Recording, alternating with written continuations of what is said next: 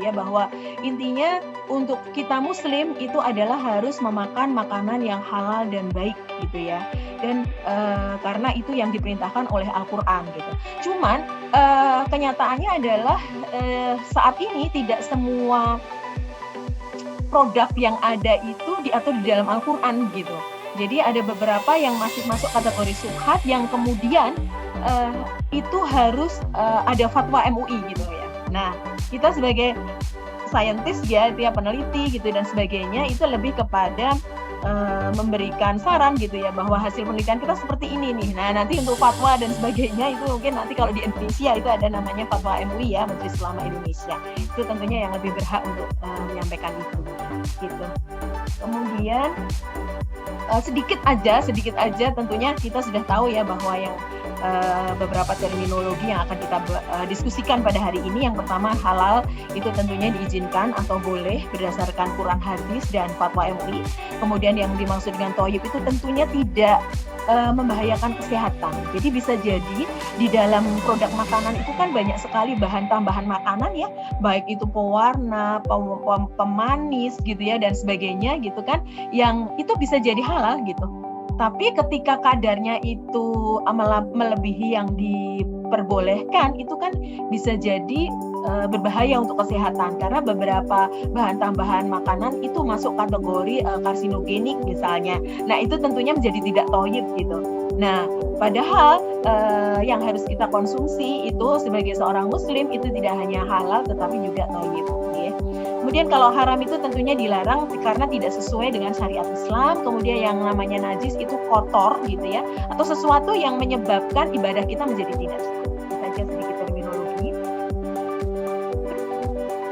Kemudian terkait judul diskusi kita kali ini ya, terkait titik halal, titik kritis itu adalah suatu tahapan produksi di mana ada kemungkinan suatu produk itu menjadi haram. Makanya kenapa kemudian di Indonesia itu ada setiap produk itu harus melalui proses tahapan untuk dia ditetapkan sebagai produk yang halal. Nah, tahapan proses ini biasanya dilakukan pada saat proses audit ketika produk itu akan didaftarkan di sertifikasi halal. Nah, tahapan proses sebelum audit ini, proses audit ya, pendampingan sampai ke proses audit ini, yang akan dilihat adalah titik kritis dari proses pembuatan produk tersebut. Gitu.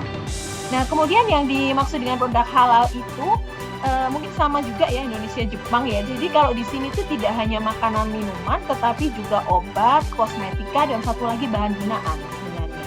Nah, bahan gunaan apa saja nanti akan kita coba sampaikan juga. Kemudian untuk sistem jaminan produk halal itu adalah suatu pengelolaan terpadu terhadap bahan, proses, produk, sumber daya manusia, dan prosedur untuk menghasilkan produk halal dan menjamin kehalalan secara konsisten dan berkelanjutan. Jadi, kalau misalnya ada suatu industri, dia memiliki produk yang produknya itu diajukan ke sertifikasi halal, itu sistem jaminannya itu dari hulu sampai hilir itu akan dicek gitu pada saat proses audit. Sehingga harapannya adalah produk yang dihasilkan halal ini tidak kemudian halalnya pada saat diajukan saja, tetapi juga selama 4 tahun sertifikasi halal itu masih berlaku, manajemen di industri tersebut tetap menerapkan sistem pengelolaan terkait dari bahan sampai ke distribusi ya, sampai kepada konsumen itu sistemnya terjamin kehalalannya untuk proses produk tersebut gitu. Nah, ini adalah beberapa jenis bahan haram ya. Tadi beberapa teman-teman sudah sedikit menyampaikan kalau di Al-Qur'an itu disebutkan bahwa tentunya bangkai, darah, dan daging manusia gitu ya, itu di Al-Baqarah dan surat-surat yang lain. Kemudian daging yang binatang yang disembelih dengan nama selain Allah. Jadi misalnya hewannya halal nih, kambing, sapi gitu ya, tetapi ketika dia tidak disembelih dengan nama Allah menjadi haram. Kemudian yaitu tadi disembelih dengan nama selain Allah, kemudian disembelih dengan nama tidak disebutkan asmaullah ketika dia disembelihnya, itu beda ya. Jadi disembelih dengan nama selain Allah, satu lagi tidak menyebutkan asmaullah, jadi sembelih diam aja gitu. Nah itu juga termasuk haram. Kemudian khamar ya, atau minuman atau makanan yang memabukkan. Nah itu juga masuk kategori haram. Itu menurut Al-Quran. Nah beberapa tidak ada di Al-Quran tetapi disebutkan di dalam hadis bahwa produk atau bahan yang haram itu adalah daging binatang buas yang bertaring dan berkuku tajam, kemudian binatang jalalah atau pemakan kotoran, dan binatang yang menjijikkan. Ya, jadi bahkan ketika ada suatu produk yang bahannya semua halal pun, ketika dia dibentuk menjadi suatu produk makanan yang itu bentuknya menjijikkan seperti misalnya ulet gitu ya, itu kemarin untuk pengajuan sertifikasi halalnya agak sulit juga gitu. Jadi sebenarnya bahannya halal semua, hanya bentuknya itu menjijikkan gitu. Nah itu ternyata untuk pengajuannya juga sulit gitu. Kemudian ada beberapa hal yang tidak diatur di dalam Al-Quran maupun hadis yang kemudian difatwakan MUI, salah satunya adalah bagian tubuh manusia. Karena beberapa era lalu itu pernah banyak sekali obat dan kosmetika itu yang berasal dari plasenta ya. Nah itu kemudian ternyata difatwakan MUI itu adalah tidak bisa masuk kategori halal. Nah itu. Kemudian untuk najis ya teman-teman, saya rasa sekedar mengingatkan aja, saya rasa sudah tahu juga bahwa di kita ada yang namanya najis ringan, najis sedang, dan juga najis berat gitu ya. Nah kalau najis ringan itu kan urin bayi laki-laki yang hanya pasti konsumsi ASI saja ya, berarti sampai usia 6 bulan gitu ya. Nah itu untuk menghilangkannya gampang ya, tinggal dipercik-percikkan air gitu. Cuman kalau dia sudah masuk kategori sedang gitu ya, jadi misalnya terkena bangkai, urin, feses, komar maupun darah, nah itu harus dicuci sampai kemudian tidak tercium lagi, tidak warnanya hilang, kemudian baunya hilang dan seterusnya, harus dicuci. Sementara kalau najis berat yang itu ada kandungan kena dari kandungan anjing, babi dan turunannya, maka dia harus dicuci 7 kali dengan air yang salah satunya adalah dengan menggunakan tanah. Nah, sehingga kemudian tetap sama, hilang warna, bau dan sebagainya gitu.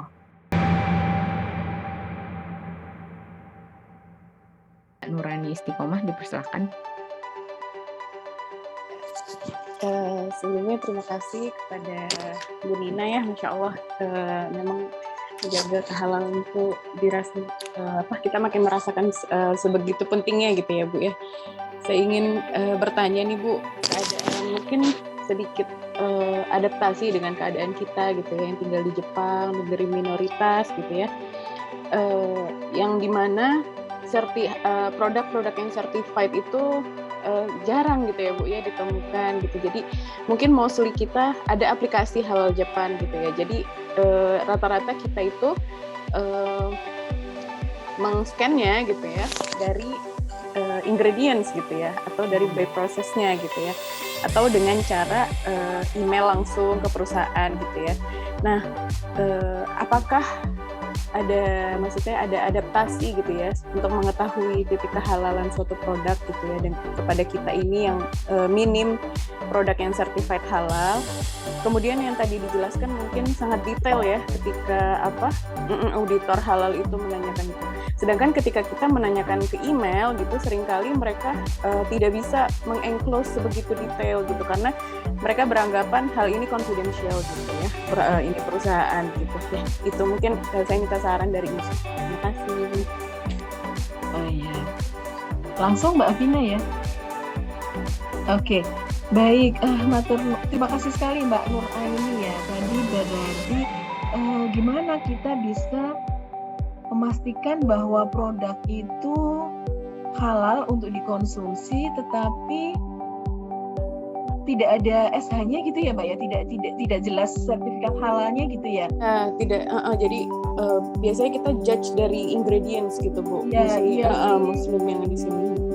Iya itu sih memang agak sulit juga sih, memang harus dipastikan, karena kan intinya untuk kita bisa tahu dia halal benar dan tidak ada kontaminasi najis maupun haram kan sebenarnya dari ketertelusuran bahannya, ketertelusuran. Jadi kalau misalnya yang ada pada ingredient di dalam produk itu kan misalnya paling kan apa sih, misalnya ada tambahan pemanis aspartam gitu, kemudian pewarnanya apa misalnya. Nah, itu tapi kan kita nggak bisa memastikan ya ketertelusurannya ya. Kalau kita tanya kepada produsen pasti nggak diberitahu karena memang itu rahasia. Tapi sebenarnya ketika dia tidak diajukan ke sertifikat halal gitu ya di suatu institusi di negara tersebut ya memang agak sulit sih. Jadi ya kita yang harus hati-hati sendiri sih, Mbak Nur. Ini saya bingung juga jawabnya. Karena Iya, Bu, jadi kalau di Indonesia ya berarti kita harus kita harus beli yang ber-SH gitu saja. Karena kan kenyataannya pada saat saya ngecek beberapa marshmallow soft candy di Indonesia itu yang tidak berlabel halal, persentase terbesar babi ya, Mbak. Jadi saya bingung juga ini. Karena ingredientnya memang jelas dia tulis memang gelatin, cuman kan dia nggak sebutkan beef, dia nggak sebutkan gelatin apa nih gitu kan. Kalaupun dia menyebutkan dengan PD-nya beef gelatin pun kita tidak bisa langsung percaya juga, karena meskipun dia beef itu sapi ya. Nah tetapi kenapa dia nggak ngajukan sertifikat halal kan gitu ya. Nah tentunya kita bertanya-tanya nih, ini sapinya ini disembelih secara syar'i ataupun tidak kan gitu. Jadi kalau misalnya hanya dari disebutkan tulisan beef gelatin gitu, kita nggak bisa kemudian mengklaim bahwa produk tersebut halal karena dia masuk kategori yang memang harus diajukan ke SH gitu. Karena kita nggak bisa telusur dari hanya namanya saja, Mbak Nur Aini. Iya.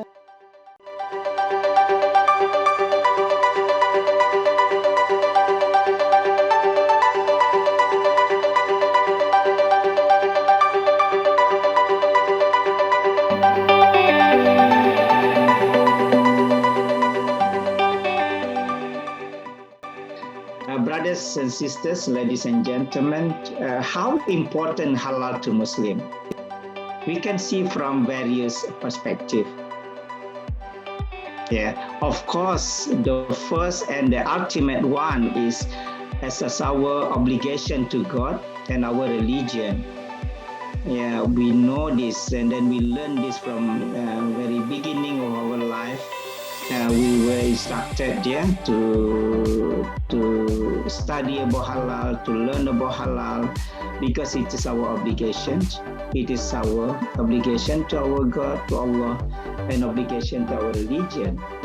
And in Islam, we know that, if you take even a small substance of non-halal, for example, and then our dua, for example, our prayers will not be accepted, will not be ijabah by Allah subhanahu wa ta'ala. So this is the first and the prime one, the ultimate one. And before we talk about the business of halal, before we talk other things in halal aspect. But later, when people develop halal industry, and a lot of implication of that, halal is now seen as an economic welfare as well. It gives a huge value and to promote the trade and investment. And halal industry is one of the most, the fastest growth of industry worldwide now, with the value of 3.1 trillion US and a year. Halal also increasing a domestic demand. Muslim nation are net importer. Imagine, halal is our business, a Muslim business, but the Muslim nation are net importer of these products. So this is kind of setback to Muslim nations. Yesterday I was requested to deliver a talk on why Muslim cannot produce our own needs, including the halal products. Because this is one of the reasons. Halal industry is a huge industry, but non-Muslim majority country take advantage. So, the third one is also provide huge global halal market potential. So halal is a business of Muslim, example, There are about 2 billion Muslim population. However, if we can produce halal and tayyiban products, halal and a good quality products, and then the product can be consumed not only by Muslim, not only by 2 billion Muslim population on earth, but also entire 5 billion human beings on earth. So this is a huge potential. And of course, it creates people welfare. How much Muslims spend money for halal products globally?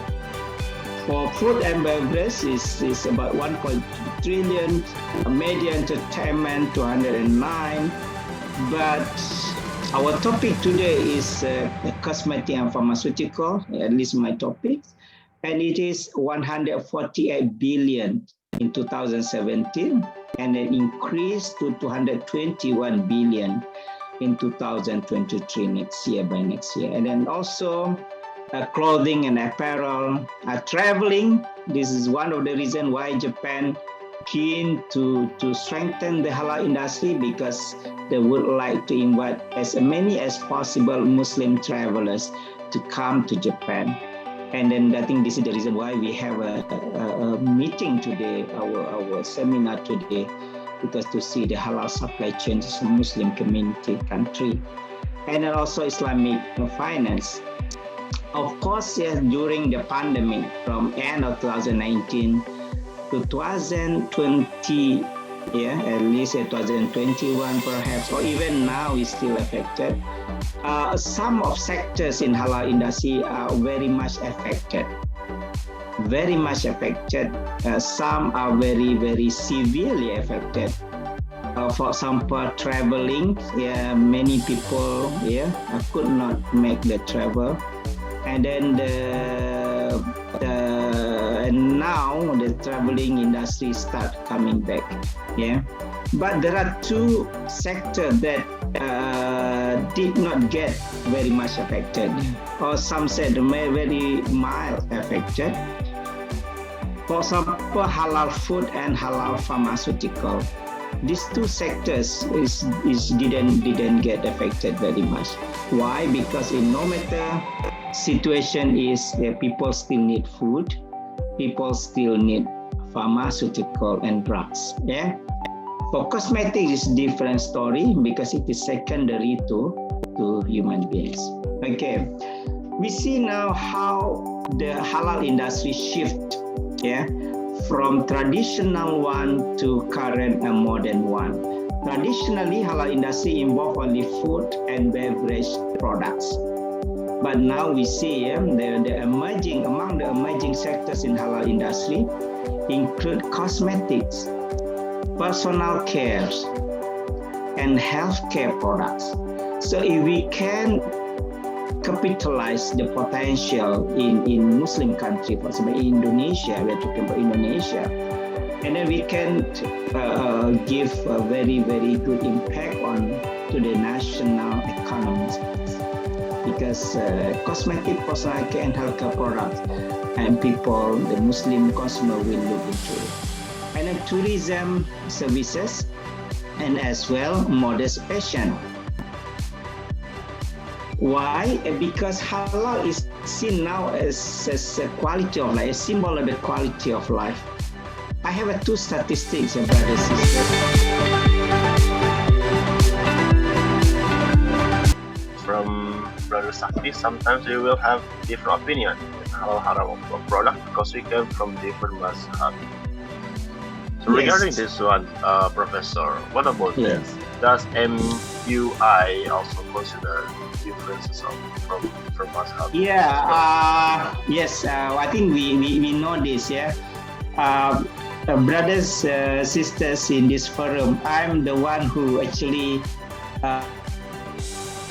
halal certification worldwide. At the moment, we have hundreds of the halal certification, and sometimes the standard are slightly different due to mazhab or due to culture, etc. But I think it is not that much. Always, when we raise the issue, people always said, we cannot unify it. You cannot unite all the certifications like ISO, for example. ISO is only one, and then every country just kind of branch to do this. But they said, we have the different mazhab. We cannot do this, a lot of different. But if we study really the fiqh and usul fiqh, the differences in mazhab is not that much. It's not that much. if we can have one single standard of halal internationally, for example, under OIC, etc. Then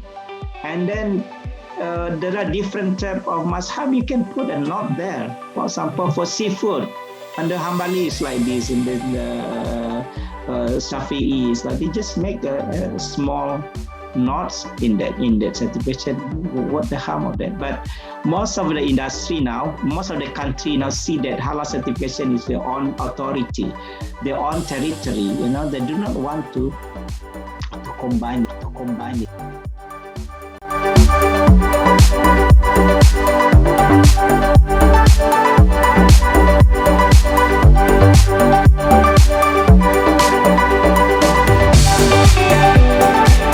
Some questions being asked. So I want to start from the very, very basic information, which is usually not discussed within the Muslim, because we take it as far granted that we are Muslim and we understand about halal everything. As for my understanding of the last 10, 12 years, because I am born Muslim, but when I start learning about halal and about Islam and about Quran after I started halal certification. I need to teach Japanese people, so I want to learn by myself, and what I learned is, I hope it will be helpful for everyone here listening today's talk. Basically, what is halal is mostly people just simply think it's a food or cosmetics or things to consume. But what I observe in Al-Quran, halal is a law. And what kind of law is this? That there are two types of laws in our life in this world. One is Allah subhanahu wa ta'ala has made laws, and one is the man-made laws. So Allah subhanahu wa ta'ala made laws are mostly mentioned in Al-Quran. In Ahadith, a little bit explanations of those laws are there, but mostly it is directly final verdict has been given in Al-Quran. Now, what are the man-made laws? Are the traffic laws or something, those kind of things which we have to obey. Even like we are Muslims living in Japan, we have to follow the laws. So, according to my personal thinking and understanding, and after learning all about halal, I think that halal is not only about following the law which Allah subhanahu wa ta'ala has made for us, but all the laws which human being also made for us. The meaning is permissible, follow all other laws of the world. And the purpose of this is, from Allah subhanahu wa ta'ala, is to protect the social system of human beings, not only Muslims, but all human beings of all different era. 1,000 years before also halal was needed, today is needed, and 1,000 years after will be needed. And it's a very general statement Allah subhanahu wa ta'ala mentioned in Al-Quran. I'll show you later the ayah of Al-Quran. It is not mentioned Ya Ayyuhan Nas, but it is mentioned addressing to the whole humanity in a very generalized statement. So everybody have to follow. And again, I will say that it is not the purpose to serve Allah subhanahu wa ta'ala. It is not purpose to do something for Allah subhanahu wa ta'ala, but it is the purpose to do everything for human being.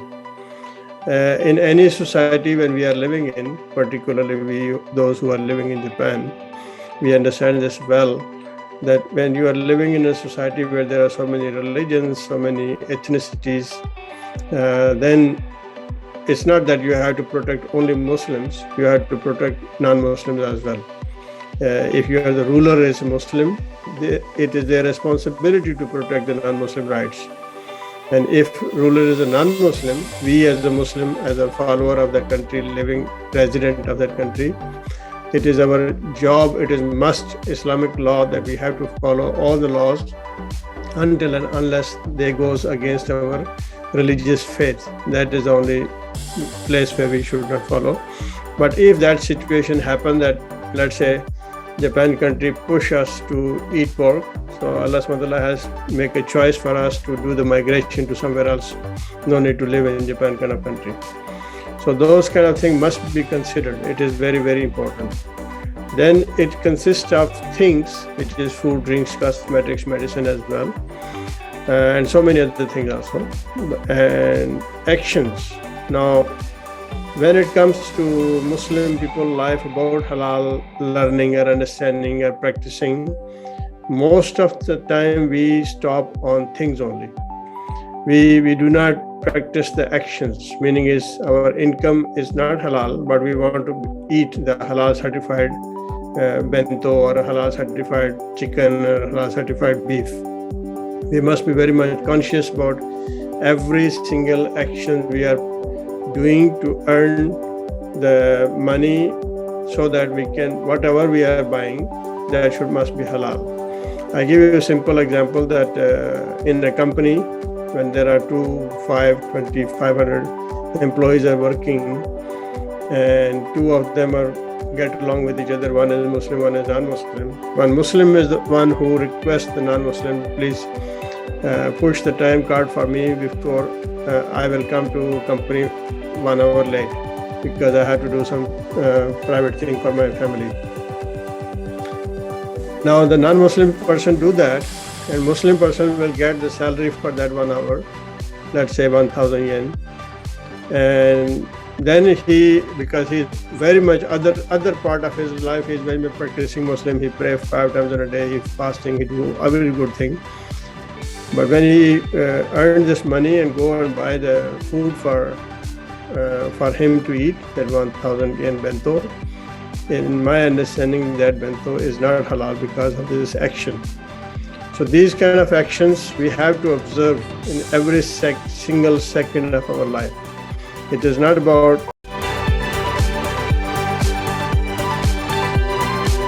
from Abdullah. Assalamualaikum. Since having halal food is a command for all humanity, I suppose it is not allowed for us to give non-halal food to our non-Muslim friends. Sometimes we mispurchase it and then let's give it to another who can eat it. So what do you think? Yes, if it is especially you purchase the food which is like a content pig, and you say, okay, this is for my non-Muslim friend, never ever do that. Or if you buy an alcoholic drink, I can gift this to non-Muslim, never do that. But if, like in my case also, our children sometimes buy food which they don't know, it is not halal, or even sometimes we get the gift from somebody which is not halal. So rather than you throw it, you give it to anybody. It's okay, no problem, inshallah. So, but do not think too much on this kind of thing. These are really not the basics of Islamic principle. Allah subhanahu wa ta'ala is too much forgiving. Allah keep on telling in Al-Quran that He will forgive you for all of your sins. He will forgive you for all of your sins. So this kind of minor things, if you think too much on this thing, then you're making your life difficult. MashaAllah. Thank you. Alhamdulillah, we are having more questions here. It is from Alpha Savannah. Is there any strategy that the Nippon Asia Halal Association does to increase halal certified product in Japan? And what are the hopes for halal product in Japan in the future? Yes, one of the strategy we realized on the path that in the beginning, as you know, that around the world, all halal certification bodies, they have their teaching section. They teach about halal and then they charge the halal training money, meaning it's like 1 day training, halal training, and this much you have to pay. Even we, the halal auditors or halal certifiers, when go to Indonesia, Malaysia, Singapore, UAE, Pakistan, we have to pay certain amount of fee to get the training to be auditors. What Nippon Asia Halal Association has realized is that when we are asking Japanese non-Muslim people to get the training or get the education, and we ask them to pay for that, they are reluctant to pay. So once I read in Al-Quran in Surah Al-Baqarah that